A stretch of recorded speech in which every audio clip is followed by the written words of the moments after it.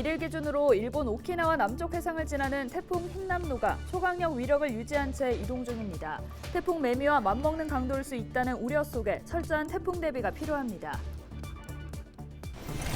최근 집중호우 당시 서울의 침수 피해를 키운 주요 원인으로 지목된 빗물바지 막힘은 부산도 마찬가지입니다. 이 빗물바지에 대한 대책이 필요하다는 지적이 나옵니다.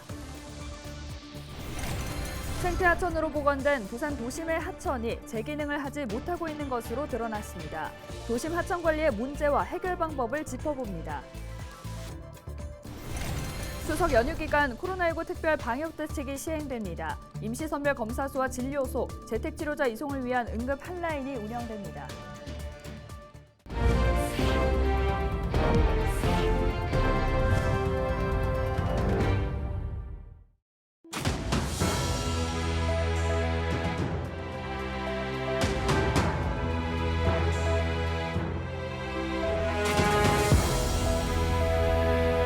여러분 안녕하십니까? 헬로티비 부산 뉴스입니다.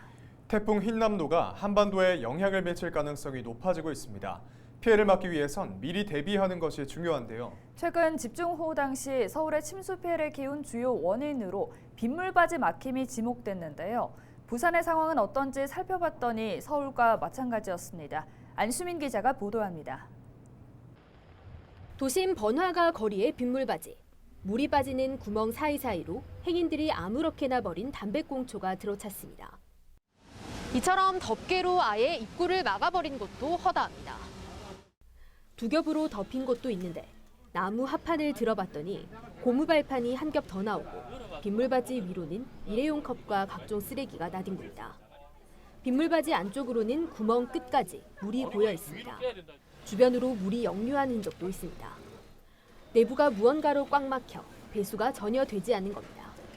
저기 봐봐요. 진짜 다 막혀서 맨날 말해도 말다고. 물이 쭈꾸기 이만큼 와가지고 여름에 목이 부글부글해가지고. 국립재난안전연구원에서 빗물바지가 막혔을 때 도시 침수에 어떤 영향을 미치는지 실험해봤습니다. 빗물바지 내부에 모래만 쌓여 있을 때는 물이 원활하게 흘러나갑니다. 하지만 쓰레기가 함께 섞인 경우 금세 배수로가 막히고 물이 역류합니다. 빗물바지 덮개가 있는 경우는 어떨까? 시간당 50mm의 집중호우가 내릴 때 10분이 채 되지 않아 물이 19cm 높이까지 차오르고 도로 전체가 침수됩니다. 시간당 100mm 이상 비가 내리면 도로 전체가 잠기는 데는 5분도 채 걸리지 않습니다. 덮개가 없을 때보다 침수 시간이 빨라진 건 물론 침수 면적도 최대 3배 이상 넓어졌습니다. 담배꽁초나 쓰레기가 빗물바지에 들어가면 도로가 침수되는 직접적인 원인이 됩니다. 또한 빗물바지 덮개는 도로 침수를 2배 이상 증가시키고 10분 이내 침수를 유발하실 수 있으니 사용하시면 안 되겠습니다. 도심 침수 피해를 막는 데 화수관로나 저류시설만큼 중요한 빗물바지 관리. 환경부는 빗물바지 청소를 지자체 의무로 규정하고 이행하지 않을 경우 과태료를 부과하는 방안도 검토하고 있습니다. 헬로티비 뉴스 안수민입니다. 제11호 태풍 흰남노가 이르면 오는 4일 제주도 남쪽부터 직접 영향을 미칠 것으로 예상돼 양식시설과 양식생물이 피해를 입지 않도록 주의가 필요합니다. 국립수산과학원은 태풍이 접근하면 강풍과 함께 높은 파도, 집중호우로 인해 영향권에 있는 육상수조 양식장과 해상가두리 양식장 등 많은 피해가 우려돼 적극적인 대비가 필요하다고 밝혔습니다. 태풍에 대비해 시설물은 단단히 고정하고 정전과 단수로 인한 피해를 막기 위해 깨끗한 사육수를 충분히 저장하는 등 사전에 점검해야 합니다. 또 모든 양식장에서는 태풍 접근 전부터 태풍의 영향권에서 벗어나 사육 환경이 호전될 때까지 사료 공급을 중단하는 것이 좋습니다.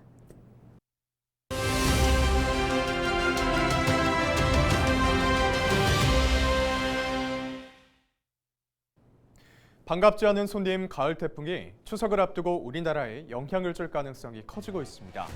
제11호 태풍의 이름은 바로 흰남노인데요. 이를 현재 일본 오키나와 남쪽 해상을 지나는 이 흰남노는 위력이 태풍 강도 중 가장 높은 등급인 초강력으로 분류됩니다. 1일 오전 3시 기준 최대 풍속은 초속 55m, 시속 198km가 넘는 강력한 태풍인데요. 강풍의 반경도 280km에 달하는데 이 태풍 흰남노는 현재 매시간 13km의 속도로 이동하고 있습니다. 이렇게 태풍의 세력이 커진 이유 바로 북서태평양의 높은 수온 때문입니다.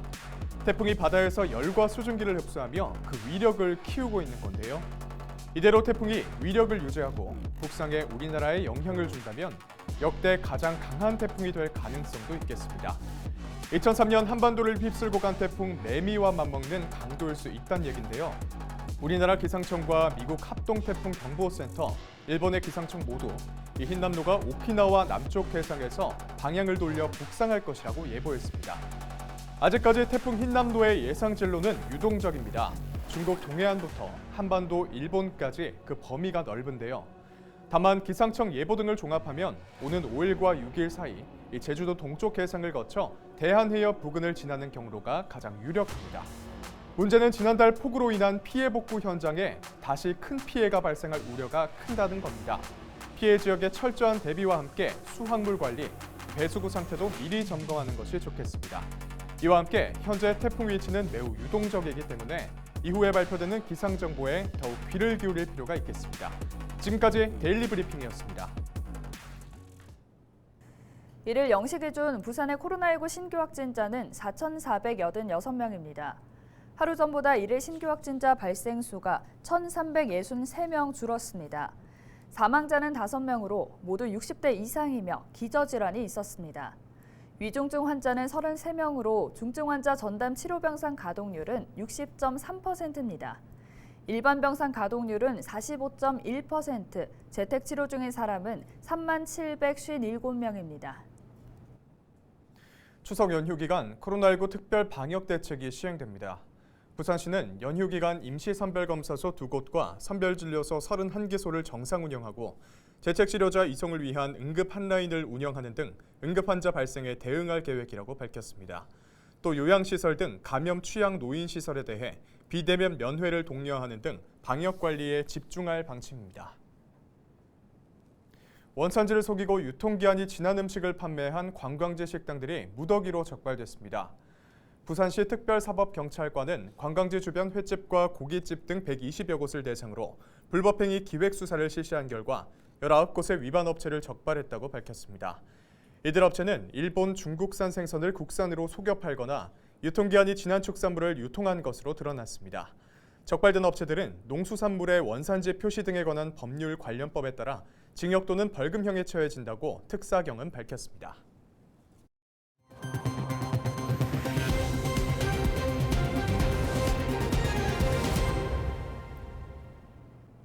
저희 헬로티비 뉴스에서는 도심 하천의 실태를 연속 보도하고 있는데요.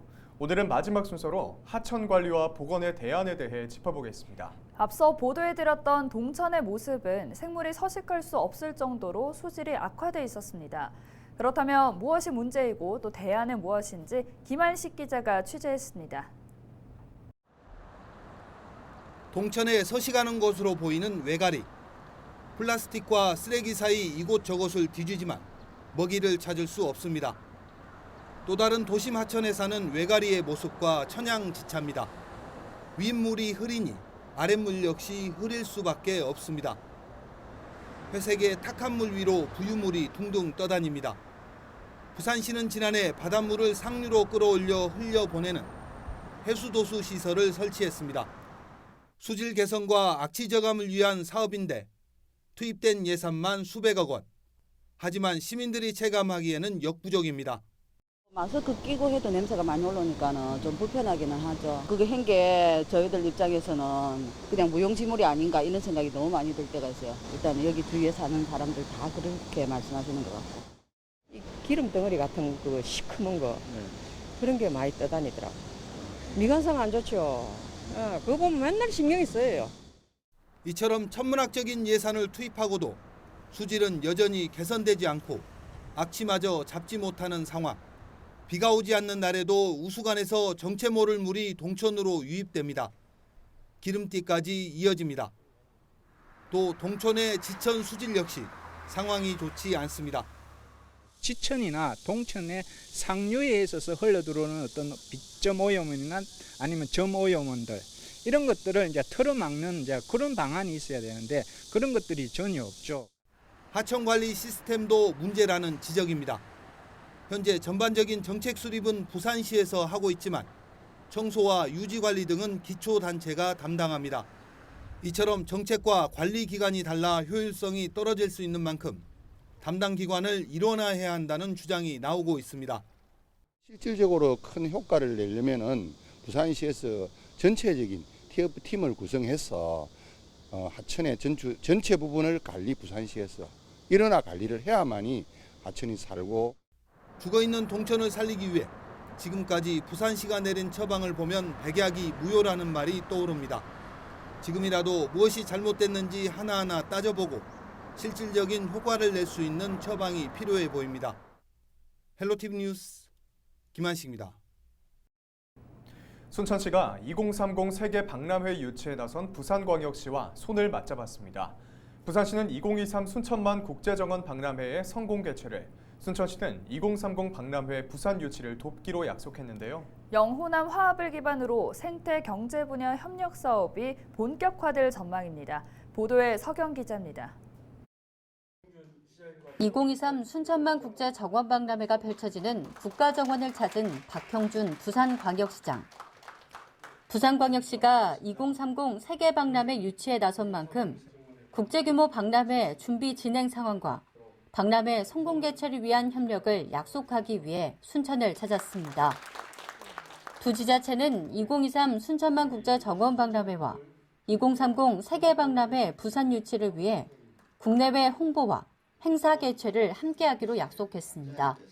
낙동강 하구를 중심으로 해서 도시를 새롭게 디자인하시고 또 조금 있으면 세계에서 가장 돈이 많다는 나라와 경쟁을 해서 박람회를 유치를 하셔야 되는데 작은 경험이 혹여라도 참고가 되신다면 기꺼이 모시고 알려드리도록 그렇게 하겠습니다. 오늘을 계기로 해서 부산과 순천 또 영남과 호남이 남북권 경제 글로벌 경제권이라고 하는 그런 꿈을 향해서 함께 달려가는 그런 계기가 되었으면 하고요. 아울러서 내년 순천국제 박람회가 개박이 나고 저희 2030 세계 박람회가 유치가 되는 기쁜 소식을 함께 공유했으면 합니다. 부산 삼락생태공원의 3호 국가정원 지정을 추진하는 부산시. 이번 협약을 토대로 순천만 국제정원박람회장에 부산 참여정원을 조성하고 순천시의 정책적인 협조를 받기로 했습니다.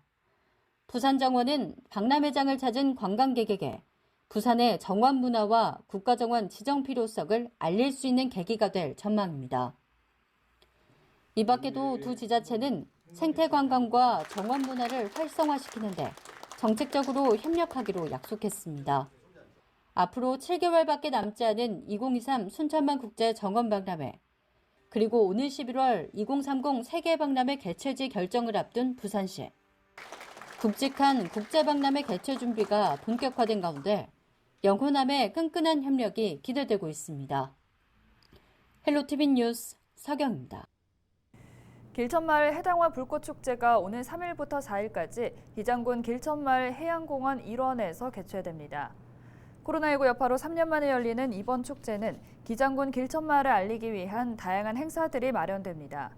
첫째 날은 가수 류지광과 강예슬, 한봄의 축하 공연과 함께 군민 노래자랑이 펼쳐집니다. 축제 둘째 날 해당화 콘서트에는 가수 김연자, 김희재, 김태현, 나태주 등 인기 트로트 가수가 출연해 지역 주민들에게 풍성한 볼거리와 재미를 선사할 예정입니다. 가족 단위 관광객을 위한 부대 행사로 축제 기간 플리마켓과 체험부스, 푸드트럭, 에어바운스 놀이터가 운영됩니다. 지금 우리 해양공원에서 이 지금 하는 그 축제를 이제 지나면 해안 낚시터부터 해가지고 그 분소회가 차박 여러 가지 이런 해양 레이저를 하려고 지금 우리 마을에서 준비하고 있습니다. 전국 체육대회를 앞두고 부산 대표 선수단이 필승 의지를 다졌습니다. 103회 전국 체육대회는 오는 10월 7일부터 13일까지 울산에서 개최됩니다. 부산에서는 펜싱 세계선수권 이관왕 손세라 선수와 요트 세계 랭킹 국가대표 하지민 선수 등 49개 종목 1,100여 명의 선수들이 참여합니다. 이상으로 뉴스를 마칩니다. 함께해 주신 여러분 고맙습니다.